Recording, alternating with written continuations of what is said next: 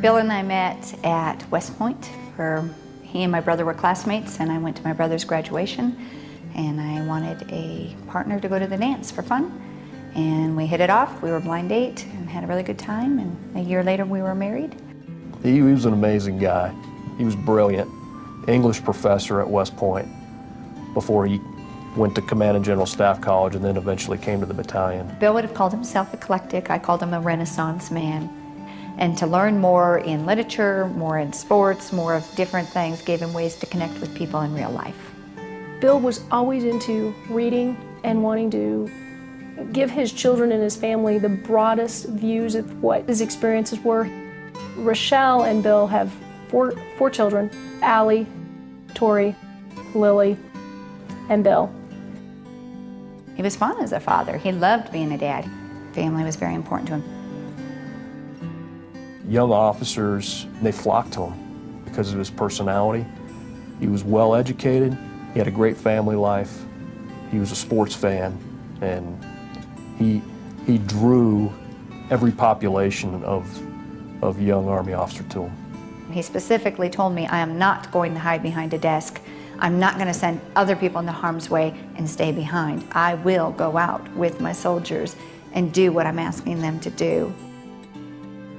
The day that they deployed to Iraq, one of the comments Bill made was, it's a comfort to know that if something were to happen to any one of us, Samantha would be back here taking care of our families. We were on a patrol. There were 5 vehicles in the patrol. Me and my team was in the 2nd vehicle. Bill and my headquarters battery commander and 3 other soldiers were in the 3rd vehicle. There's just this tremendous explosion. It was an improvised explosive device which killed everybody instantly. You get home and life is fine, and the baby's asleep in the car, and you take him out and you put him to bed, and you tell your older daughter that she can take the dog out. And when you walk to the door, they're standing there. You know the uniform protocol. You know which uniform means he's injured, which uniform means he's not coming home. One of the first things that goes through a military widow's mind is financially, am I going to be okay? And it felt great to be able to sit there and tell her, yes, you are. You and Bill did everything right. Bill was very focused on taking care of his family. We both were. He was quite a long-term thinker in the aspect of taking care of the future. The military has a term life insurance policy. We also had whole life insurance policies.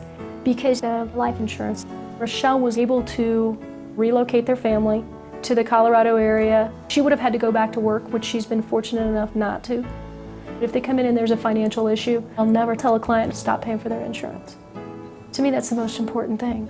Life insurance is important because life is the only thing that we know isn't going to be forever. If Bill had not been so prepared for the possibility of his early death, Richelle and the kids would be struggling. They wouldn't have these abilities of just not worrying. This is something you can do so your family can live their life to the fullest. Talking about life insurance is probably one of the least favorite things to do, but it's the most important. Because there's never an if I'm going to die, it's a when I'm going to die. I'm proud of what he did. He put himself in harm's way for other people knowing what he was doing. So, yeah, there's pride in what he did.